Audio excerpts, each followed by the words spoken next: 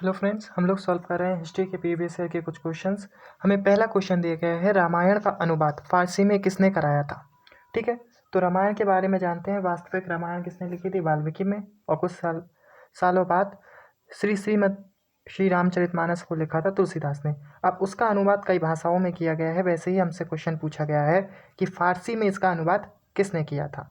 तो फारसी में इसका अनुवाद कराया गया था अकबर के टाइम में। अकबर के दरबार में एक विद्वान थे, बदायूं। ठीक है, बदायूनी। इन्होंने क्या किया था, फारसी में रामायण का अनुवाद किया। सिर्फ रामायण ही नहीं, कई धार्मिक ग्रंथ, हिंदू से संबंधित धार्मिक ग्रंथ जैसे रामायण, इन धर्म ग्रंथों का भी अनुवाद किसमें किया है? इन्होंने फारसी में किया है। ठीक है, इसके अलावा जो अन्य लोग दिए गए हैं, अब्दुल फजल भी एक अकबर के दरबार में कौन थे? विद्वान थे और इतिहासकार थे। ठीक है, नेक्स्ट क्वेश्चन दिया गया है, अब्दुल फजल ने लिखा है। अब्दुल फजल ने इन चार में से कौन सा ग्रंथ लिखा है या कोई भी रचना लिखी है? बाबरनामा, हुमायूंनामा, अकबरनामा और अलीमनामा। ठीक है, ये जो चार पुस्तकें दी गई हैं, इनमें से किसके लेखक अब्दुल फजल हैं? तो हम बात करें बाबरनामा की, तो बाबरनामा एक ऑटोबायोग्राफी है, यानी बाबर ने खुद के ऊपर एक किस पुस्तक लिखी थी। तो बाबरनामा तो बाबर ने खुद लिखी है। दूसरा हुमायूंनामा लिखी गई है गुलबदन बेगम ने। ठीक है, ये कौन थी? ये बहन थी हुमायूं की और डॉटर थी किसकी? बाबर की। और अकबरनामा लिखा गया है अब्दुल फजल के द्वारा। तो हमारा ऑप्शन नंबर तीसरा क्या होगा? सही। ठीक है, अब जो अकबरनामा है उसका जो थर्ड पार्ट है उसको आईने अकबरी भी कहते हैं। तो ये चीज़ भी कई बार पूछ ली जाती है कि आईने अकबरी किसने लिखी है, तो वो भी किसने लिखी है? अब्दुल फजल ने। और ना चौथा ऑप्शन दिया गया है अलीमगीर नामा, किसने लिखी है? तो ये लिखी है मोहम्मद काजिम ने। ठीक है, आलमगीर नामा किसके ऊपर है? आलमगीर नामा भी मुगल शासक औरंगजेब के ऊपर है। अगला क्वेश्चन दिया गया है, पंडित जगन्नाथ निम्नलिखित में से कौन से राजा के राजकवि थे? इनमें से किस के दरबार के वो एक राजकवि थे, वो हमसे पूछा गया है। पंडित जगन्नाथ अपनी पुस्तक एक लेखक थे और एक कवि भी थे। ठीक है, तो अपनी कई रचनाओं के लिए फेमस हैं। जैसे बात की जाए तो पीयूष लहरी, गंगा लहरी और रस गंगाधर, ये कुछ उनकी प्रसिद्ध रचनाएं हैं जिनके लिए वो काफ़ी फेमस हैं। 1590 में जन्मे और 1641 में जिनकी मृत्यु हो गई। ये किस राजा के दरबारी कवि थे? तो ये मुगल सम्राट जहांगीर के दरबार के एक सम्मानित कवि थे। ठीक है, तो ऑप्शन नंबर 2 क्या होगा? सही। शाहजहां के ये दरबार के कवि थे, जहांगीर बोल दिया, शाहजहां के। ठीक है, तो ऑप्शन नंबर 2 क्या होगा? सही होगा। अकबर ने अपने दरबारी संगीतज्ञ के रूप में किसे नियुक्त किया था? दरबारी संगीतज्ञ यानी म्यूजिशियन के तौर पर उसने किसे नियुक्त किया था? तो सभी जानते हैं मियाँ तानसेन को। और तानसेन किस शहर से जुड़े हुए एक संगीतकार हैं? तो वो जुड़े हुए हैं ग्वालियर से। ठीक है, और ये 9 नवरत्न, अकबर के जो प्रसिद्ध 9 नवरत्न हैं उनमें से एक थे। अगर हम 9 नवरत्नों की बात की जाए तो उनमें कौन कौन आते हैं? तो उनमें आते हैं अब्दुल फजल जो कि एक विद्वान थे, और फैजई, बीरबल, राजा टोडरमल जो उनके वित्त मंत्री थे, राजा मान सिंह जो आर्मी कमांडर थे एक, और रहीम खान खाना जिन्हें हम से नाम जानते वो भी एक पोइट थे, फ़कीर जजियुद्दीन और मुल्ला दो प्याजा। एक 9 नवरत्न है कौन? अकबर के दरबार के। ठीक है, नेक्स्ट क्वेश्चन दिया गया है, भारत में मुगल साम्राज्य का संस्थापक कौन था? तो देखिए, दिल्ली सल्तनत जो शुरू हुई थी गुलाम वंश से, और आखिरी शासक जो उसका था वो इब्राहिम लोदी था। 1526 में हुई पानीपत की लड़ाई में इब्राहिम लोदी और बाबर की लड़ाई ने क्या तय किया?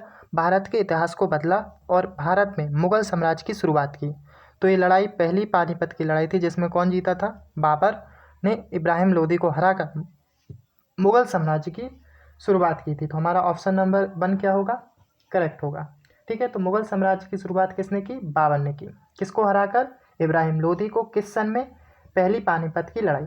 अगर हम मुगल साम्राज्य की बात थोड़ी डिटेल में करें तो मुगल साम्राज्य की शुरुआत किसमें? 1526। और इसका अंत की बात करें तो इसका जो डाउनफॉल था, इसका पतन की हम बात करें तो 1707 औरंगजेब की मृत्यु के साथ शुरू हो गया था।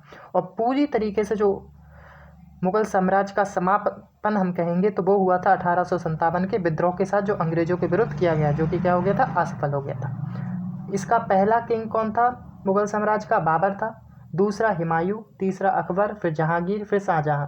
इनका क्रम भी पूछते हैं तो पहले बाबर थे, फिर हुमायूं, फिर अकबर, जहांगीर और फिर शाहजहां। और औरंगजेब के बाद का जो शासक था वो था बहादुर शाह, और जो लास्ट बिल्कुल अंतिम शासक था मुगल साम्राज्य का वो था बहादुर शाह द्वितीय। ठीक है। नेक्स्ट क्वेश्चन दिया गया है, गुरु गोविंद सिंह की शिक्षा कहाँ हुई थी और उन्होंने फारसी कहाँ सीखी थी? तो गुरु गोविंद सिंह का जन्म कहाँ पे हुआ था? पटना में हुआ था। ठीक है। यह सिखों के एक प्रसिद्ध गुरु हैं। ठीक है। तो इन्होंने का जन्म तो पटना में हुआ, लेकिन अपनी 5 वर्ष की आयु में वो कहाँ चले गए थे? आनंदपुर साहिब में। वहीं पर उनकी प्रारंभिक शिक्षा भी हुई और उन्होंने कई भाषाओं का ज्ञान लिया, जिसमें से मुख्य भाषाएं कौन सी थी? फारसी और संस्कृत। ठीक है। फारसी जो हम उनकी शिक्षाओं की बात करें जो उन्होंने सिख धर्म में दी थी, वो दी थी वीरता। ठीक है। यानी एक व्यक्ति को वीर होना चाहिए, समानता की शिक्षा दी उन्होंने, निस्वार्थ सेवा भाव रखने के बारे में हम लोगों को बताया, और सिर्फ ईश्वर में विश्वास रखने की शिक्षाएं उन्होंने दुनिया को दी। मुगल काल में किया गया महाभारत फारसी अनुवाद किस नाम से जाना जाता है? तो फारसी का अनुवाद किस नाम से जाना जाता है? तो पहली चीज़, फारसी का अनुवाद जो पुस्तक की गई उसका नाम क्या रखा गया? दूसरा, ये अनुवाद किया किसने और किस टाइम में हुआ था? तो जो महाभारत पुस्तक का अनुवाद था वो किया था बदायूं ने। हमने रामायण का भी बताया था, तब भी बोला था कि बदायूं जो थे उन्होंने ही महाभारत का भी अनुवाद किया था और रामायण का भी। ठीक है। लेकिन उन्होंने महाभारत का जो अनुवाद है वो किया था फैजी के साथ मिलकर। फैजी वही है जो नवरत्नों में से एक थे। ठीक है। उनके साथ मिलकर उन्होंने महाभारत का क्या किया था? अनुवाद किया था। इस पुस्तक का जो नाम उन्होंने रखा था वो था रज़्मनामा, जिसका अर्थ होता है युद्ध की पुस्तक, यानी जिसमें कई सारे युद्धों के बारे में बात की गई थी, तो उन्होंने इसका नाम क्या रखा? युद्ध की पुस्तक, यानी रज़्मनामा। ऑप्शन नंबर 3 क्या होगा? सही। अकबर ने प्रसिद्ध हिंदू धर्म ग्रंथों को अनुवाद कराने के लिए एक अलग से एक विभाग बनाया था, मंत्रालय बना दिया था, जिसको कहते हैं अनुवाद का खाना, यानी उर्दू में बात करें तो मकतब खाना बनाया था, जिसका अर्थ होता है अनुवाद का खाना। यानी यहाँ पे कई पुस्तकों का अनुवाद किया गया। ये क्यों किया गया था? हिंदू धर्म ग्रंथों का अनुवाद किया जा रहा था क्योंकि समाज में क्या फैले? सहिष्णुता फैल जाए, जिससे क्या हो? हिंदू और मुस्लिम एकता दिखाई दे। ठीक है। अगला क्वेश्चन है, लाल किले का निर्माण किसने कराया था? तो लाल किले का निर्माण कराया गया था शाहजहां के द्वारा, और इसका जो निर्माण था वो 1638 से लेके 1648 के बीच, यानी लगभग 10 साल लगे थे इसको बनाने में। इसका उद्देश्य क्या था, यानी लाल किला क्यों बनाया गया? उद्देश्य की बात की जाए तो शाहजहां ने अपनी जो कैपिटल थी जो कि शिफ्ट कर ली थी आगरा से, कहाँ पर? दिल्ली में। ठीक है। और दिल्ली में जब शिफ्ट की तो उसके वहाँ पर एक किला भी होना चाहिए, तब उसने किले का निर्माण शुरू करा दिया था 1938 में, और 10 साल में बनकर तैयार हो गया। उस टाइम इस किले को कहते थे किला-ए मुबारक। ठीक है। अभी हम क्या बोलते हैं? लाल किला बोलते हैं। नेक्स्ट क्वेश्चन है, अपनी माता की होड़ से मुगल किसके वंशज थे? देखिए, जो बाबर जो पहला सम्राट था किसका? मुगल साम्राज्य का, उसके जो माता पिता थे वो 2 अलग अलग साम्राज्यों से ताल्लुक़ रखते थे। जो उसके पिता थे वो तैमूर के वंशज थे, और जो माँ थी वो चंगेज़ की वंशज थी। तैमूर किस वंश का वंशज, मतलब किस साम्राज्य का एक व्यक्ति था? तिमरुद। और चंगेज़ था मंगोल्स। यानी अगर पूछा जाए कि बाबर किन किन साम्राज्यों से ताल्लुकात रखता था, तो वो रखता था तिमुरिद वंशज, यानी तिमुरिद साम्राज्य और मंगोल साम्राज्य से ताल्लुकात थे। उसकी माँ चंगेज़ के वंशज थी और पिता तैमूर के वंशज के थे। तो यहाँ पे माता के बारे में पूछा गया है, तो माता किसकी वंशज थी? चंगेज़ खान। यानी अगर यहाँ पे साम्राज्य पूछा जाता तो हम बोल देते मंगोल्स। ठीक है।